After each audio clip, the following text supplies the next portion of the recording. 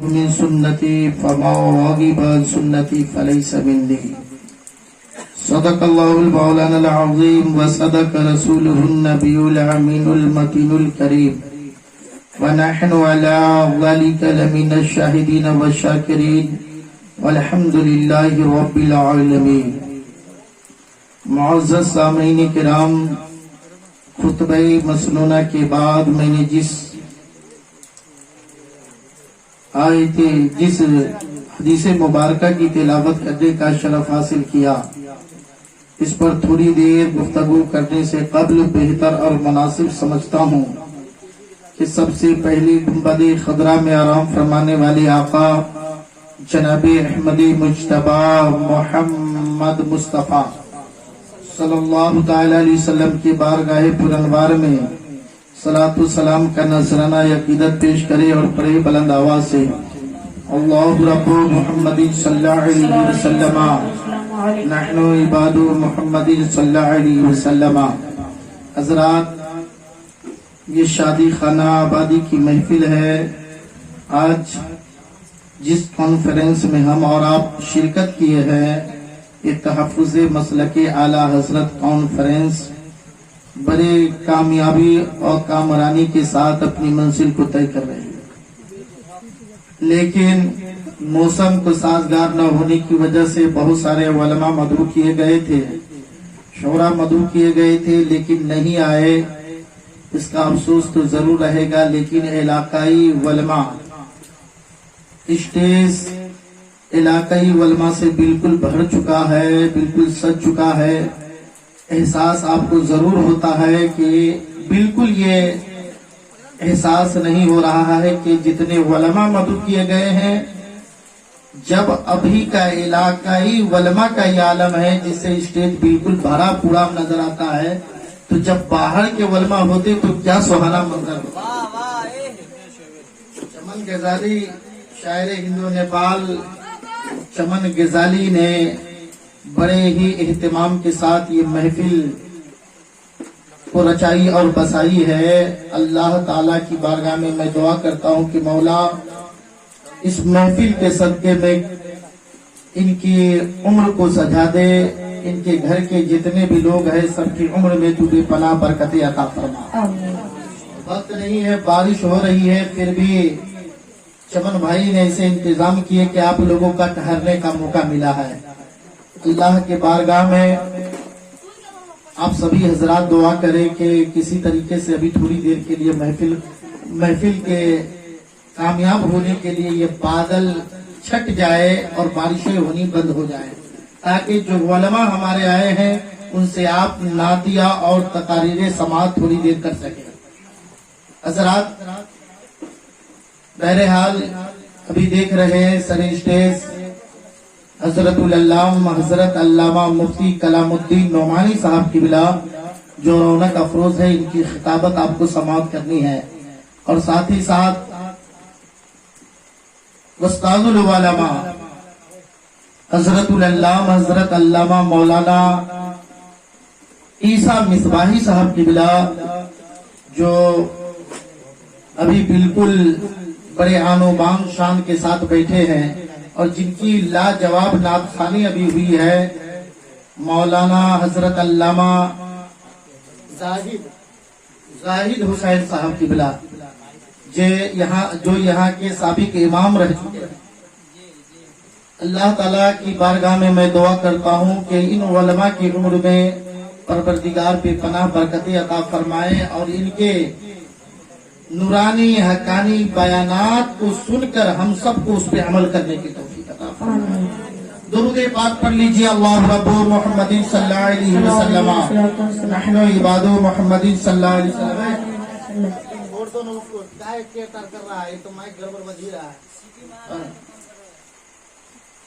شاعر کہتا ہے اسی پہ مہربان رب غفور ہوتا ہے. چل کر بولیے سبحان اللہ. آنا بیدار ہونی چاہیے. عباس رضا نوری اس خطیب کا نام ہے جو خود بولتا ہے, اپنے عوام سے بھی بلواتا ہے, آگے والے سے بلواتا ہے. جب آپ بولیں گے میں بولوں گا, آپ نہیں بولو گے میں بھی نہیں بولوں گا, اس لیے آپ کو بولنا پڑے گا.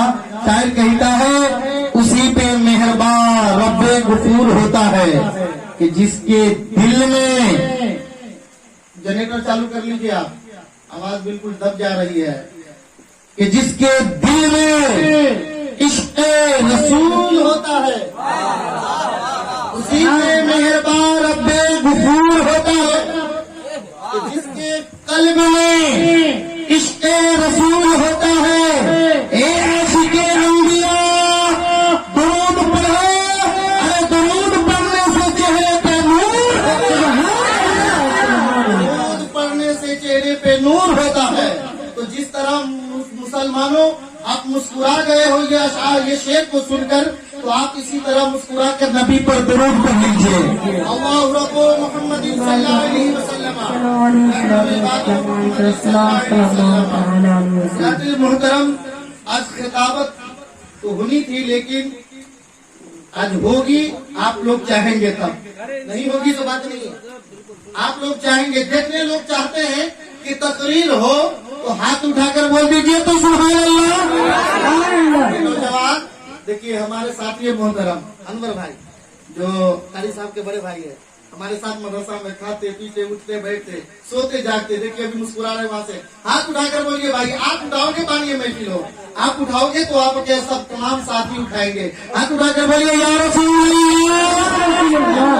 یہ مولانا عظمت صاحب کی بلا واقعی میں نیٹ چلا رہے ہیں, اور ان کے لائیو کے ذریعے سے, عظمت نیٹ ورک کے ذریعے سے ساری دنیا میں آج کی محفل دیکھی جا رہی ہے. آپ یہاں پہ دیکھ رہے ہیں اور لائیو ٹیلی کاسٹ کے ذریعے سے پوری دنیا دیکھ رہی ہے, سب کے سب دیکھ رہے ہیں. اور آپ لوگوں نے جو محفل میں بیٹھے ہیں ان کو بھی دکھا دیا جائے کہ کتنے لوگ بیٹھے ہیں. ماشاءاللہ. دیکھیے کم بڑی بات ہے حضرت, بارش ہو رہی ہے, بارش ہو رہی ہے, اور پھر بھی یہ لوگ اپنے بستر کو چھوڑ کر محفل میلاد میں آئے ہیں, محفل میلاد میں آئے ہیں. ان کے عشق کے تیور کو دیکھ کر عباس رضا نوری کہنے پر مجبور ہو گیا, یہ ہے مسلمانوں ایمان والوں کا تیور کہ بارش ہو یا آندھی ہو یا پتھر ہو کچھ بھی ہو, لیکن جب یہ مسلمان نبی کے عشق میں سرشار ہو جاتا ہے تو بارش تو نہیں دیکھتا ہے بلکہ نبی کے محبت میں ان کے نفسی کو سکھا دیا.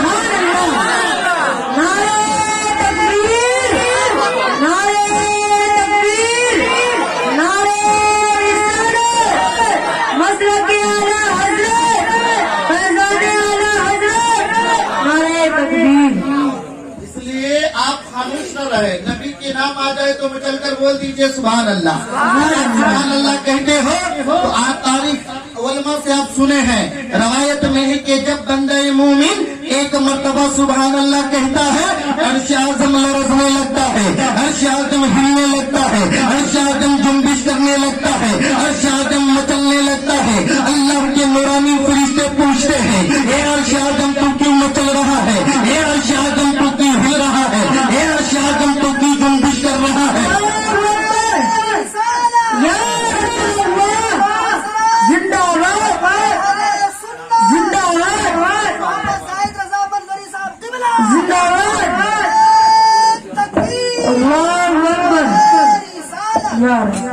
ماشاء اللہ. ابھی مفتی زاہد حسین منجلی صاحب تشریف فرما ہو گئے ہیں, محفل میں 4 چاند لگ گیا ہے. میں چل کر بولیے سبحان اللہ. سبحان اللہ. تو میں یہ عرض کر رہا تھا سبحان اللہ کہنے والے کو کتنا فائدہ ملے گا.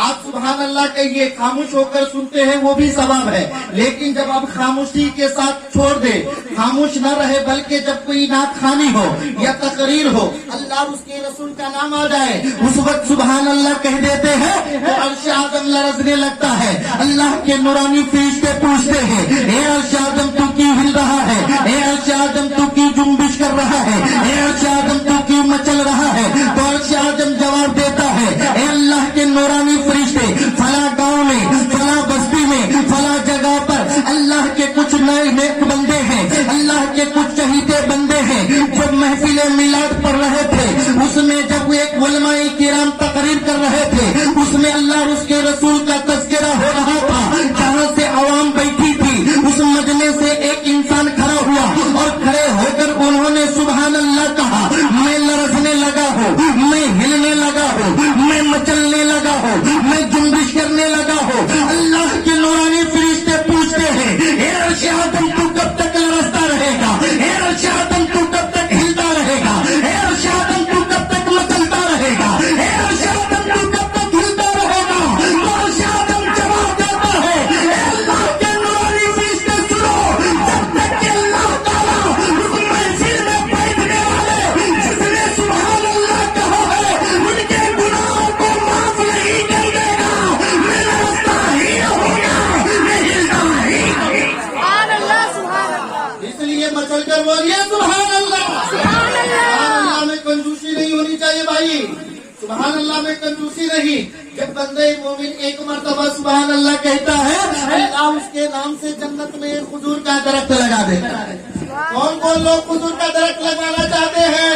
بدل کر بولیے سبحان اللہ۔ سے وقت کا موسم بدلنے لگتا ہے اور اندھیرا کاٹ کر سورج نکلنے لگتا ہے، اندھیرا کاٹ کر سورج نکلنے لگتا ہے۔ اے عجیب آپ خاموش ہو کے بیٹھے ہو، دیکھیے حضرات آپ لوگ بہت خاموشی ہو کے بیٹھے ہیں، آپ تھوڑی سی آواز لگاتے ہیں، مجمع میں جان آ رہا ہے، اور جب بلند آواز سے بول دیں گے تو اور جان آ جائے گا۔ اسی لیے تو میں آیا ہوں تاکہ علماء کا مزاج بن جائے اور اچھی خطاب بھی ہو جائے، اچھی نعت خوانی بھی ہو جائے، اور تحفظ مسلک اعلیٰ حضرت سے کلام چاہیے گا تو آپ کو یہ کہنے کو نہ ملے کہ تحفظ مسلک اعلیٰ حضرت کانفرنس میں گئے تھے لیکن محفل کامیاب نہ ہوئی، اس لیے میں چڑھ کر بولیے سبحان اللہ۔ مسلمانوں آج بولنے میں وکیلی نہیں، ہر آدمی بول رہا ہے، آپ نہیں بولو گے، ہر جماعت بول رہی ہے، آپ نہیں بولو گے، ہر پارٹی بول رہی ہے، آپ نہیں بولو گے، کوئی میڈیا پہ بول رہا ہے، کوئی گروپ پہ بول رہا ہے، کوئی سوشل میڈیا کا سہارا لے رہا ہے، ہر انسان بولنے کی کوشش کرتا ہے، لیکن ایسا پلوں کے سنی مسلمانوں آپ بھی بولو، اس لیے کہ اور آدمی بولتا ہے تو خلافت حاضرہ کی بولی بولتا ہے، اور انسان بولتا ہے تو پارٹی کی بولی بولتا ہے، اور آدمی بولتا ہے تو اپنے باپ دادے اپنے خاندان کی بولی بولتا ہے، لیکن جب ایک مسلمان بولتا ہے، ایک سچا عاشق رسول بولتا ہے تو پارٹی کی بولی نہیں بولتا، جماعت کی بولی نہیں بولتا، خلافت حاضرہ کی بولی نہیں بولتا، کسی کی کسی کے دل کو نہیں دکھاتا، کسی کے دل کو ٹھوس نہیں پہنچاتا۔ جب ایک عاشق رسول ہوتا ہے، غلامان اعلیٰ حضرت ہوتا ہے، جب وہ بولتا ہے تو اپنے باپ دادے کی بولی نہیں بلکہ رسول پاک کی بولی آپ دیکھیے کتنے سوشل میڈیا کے ذریعے سے لوگ ایک دوسرے کو گالی دے رہے ہیں، ایک علماء کو گالی دیتے نظر آ رہے ہیں۔ ایک یہودا تجھے معلوم نہیں تم علماء کو گالی دیتے ہو، ارے جو علماء کو گالی دے گا اس کو کبھی سکون دنیا میں بھی نہ ملے گی اور آخرت میں بھی نہ ملے گا۔ مسلمانوں اپنی زبان پہ کنٹرول کرو، اپنی زبان کو اس طرح کنٹرول کر لو کہ آپ کی زبان بھی کنٹرول ہو جائے، آپ کے ہاتھ بھی کنٹرول ہو جائے، آپ کا دل بھی کنٹرول ہو جائے، اور جب آپ کسی کو کہو کچھ تو اس کے آگے والے آپ کے مسلمان بھائی ہیں، جو آپ کے پیارے بھائی ہیں، اس کے دل نہ دکھاؤ۔ جب اس کو تم اپنا لو گے انشاءاللہ تب مسلک اعلیٰ حضرت پہ چلنے والے ہوں گے، اور مسلک اعلیٰ حضرت کا جھنڈا لے کر جب کھڑے ہوں گے تو مانا جائے گا کہ یہ ہے مسلک اعلیٰ حضرت کا علم بردار، جس نے اپنے دوست اپنے بھائی کو دل نہیں۔ حضرت کی تحقیق ہے، مسلک اعلیٰ حضرت یہ سکھاتا ہے کہ تم اپنے بھائی کو گالی دو، اپنے بھائی کو گالی دو، نہیں مسلک اعلیٰ حضرت یہ نہیں سکھاتا ہے، بلکہ مسلک اعلیٰ حضرت تو یہ سکھاتا ہے اگر آپس میں دشمنی ہو آپس میں جڑ جاؤ۔ اعلیٰ حضرت کون ہے؟ جب دنیا ایک دوسرے سے دور ہو چکی تھی تو امام احمد رضا نے اپنے قولوں سے، اپنی نیچی بیان سے قوم کو متحد کر دیے ہیں۔ حضرت کے پہچان. ایک مرتبہ درود پاک پڑھ لیجیے. اللہ رب محمد صلی اللہ علیہ وسلم نحن عباد محمد صلی اللہ علیہ وسلم. حضرات محترم یہ شادی خانہ آبادی کی محفل ہے. یہ شادی خانہ آبادی کی محفل ہے. اس کے متعلق میں گفتگو کرنے کی بھی کوشش کروں گا, لیکن میں پہلے یہ چاہتا ہوں کہ اگر کوئی ذہن چور میری تقریر کو سن رہا ہوگا, اگر کوئی ذہن چور میری تقریر کو سن رہا ہوگا, کوئی ابلیسی میری تقریر کو سن رہا ہوگا, تو میری تقریر کو غور سے سنیں. تم سے سوشل میڈیا پر بھوکو, لیکن عباس رضا نوری ہے جو ایک مسلمان بھائی کو تو نے گالی دیا ہے, دل دکھایا ہے. یہ مسئلہ کے اعلیٰ حضرت نہیں ہے, مسئلہ کے اعلیٰ حضرت محبت سکھاتی ہے اور تم نفرت سکھاتے ہو. نفرت کرنے والا کبھی غلام اعلیٰ حضرت نہیں حضرت نہیں ہو سکتا ہے. جو اعلیٰ حضرت کا غلام ہوگا وہ اپنے بھائی کو اپنائے گا اور اپنے مومن بھائی کو گالی نہیں دے گا, عالم کی توہین نہیں کرے گا, اکابر کی توہین نہیں کرے گا. یہ ہے مسئلہ کے اعلیٰ حضرت. اور اعلیٰ حضرت 14ویں صدی کا مجدد ہے. آپ نے دیکھا حضرت آدم علیہ السلام سے لے کر حضرت عیسیٰ علیہ السلام تک, حضرت آدم علیہ السلام سے لے کر حضرت عیسیٰ علیہ نبینا علیہ الصلوۃ والتسلیم تک کم و بیش 1 لاکھ یا 2,24,000 انبیاء کرام اس دنیا میں تشریف لائے. سب کا دین چلتا رہا. حضرت آدم علیہ السلام سے لے کر حضرت عیسیٰ تک جب دین مساوی کو چلانے کے لیے اللہ نے درجنوں انبیاء کو دنیا میں مبعوث فرمایا, لیکن میرے نبی کے دین محمدی کو چلانے کے لیے ایک بھی نبی نہیں بھیجا, بلکہ قدرت نے یہ فیصلہ کیا اب میرے نبی کے بعد کوئی نبی نہ ہوگا, میرے نبی کی رسالت کے بعد اب کوئی رسالت نہیں. تو پوچھنے والوں نے پوچھا, سوال کرنے والوں نے سوال کیا, اے پروردگار آدم حضرت موسیٰ کے دین مساوی کو چلانے کے لیے تو نے درجنوں نبی کو بھیجا, لیکن حد تو یہ ہونی چاہیے تھا کہ میرے نبی کے دین محمدی چلانے کے لیے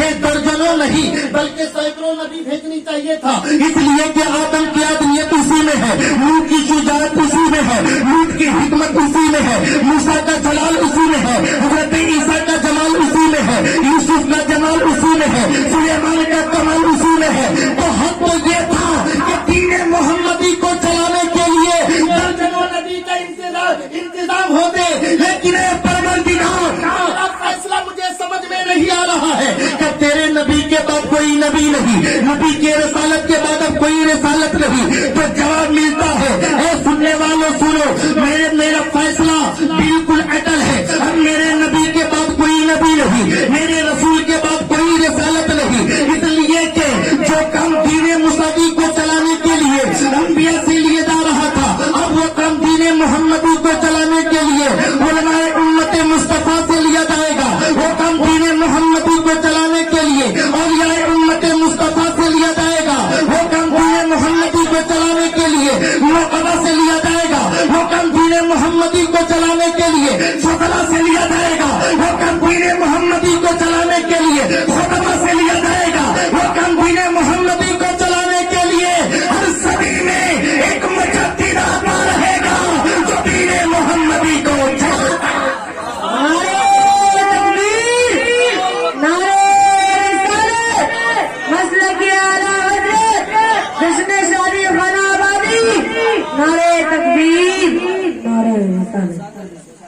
محترم, میں نے آپ حضرات کے سامنے ایک بڑی پیاری حدیث تلاوت کی ہے.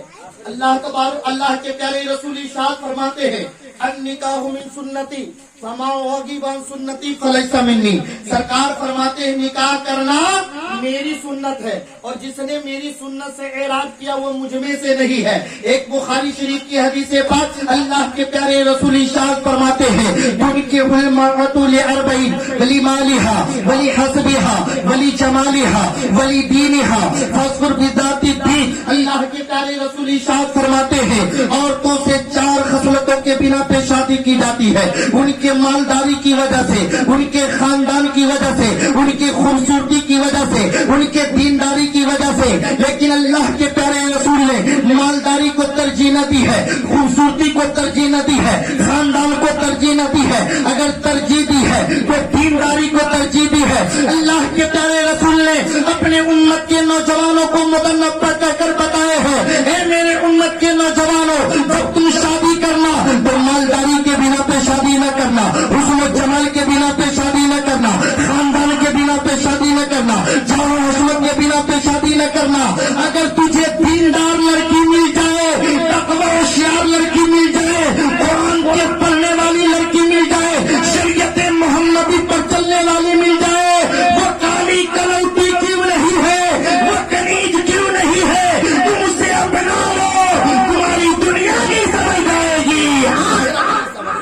اس لیے شادی بیاہ میں سب سے پہلے ہمیں دیندار کو تلاش کرنی چاہیے. لڑکی ہو یا بہو کا انتخاب کرنا ہو یا داماد کا انتخاب کرنا ہو, آپ دیندار لڑکا لڑکی کو تلاش کیجئے. انشاءاللہ معاشرے میں خود بخود آپ کو معاشرے میں اچھائی دکھائی دے گی اور برائی کا خاتمہ ہوتے ہوئے دیکھیں گے. اللہ تعالی ہم سب کو نیک عمل کرنے کی توفیق عطا فرمائے اور حق بولنے کی توفیق عطا فرمائے, اور اپنے مسلمان بھائی نے آپس میں اتفاق اور محبت عطا فرمائے. استغفر اللہ ربی من کل ذنب واتوب الیہ. پڑھ لیجیے کلمہ طیب لا الہ الا اللہ محمد رسول اللہ صلی اللہ تعالی علیہ وسلم. السلام علیکم ورحمۃ اللہ.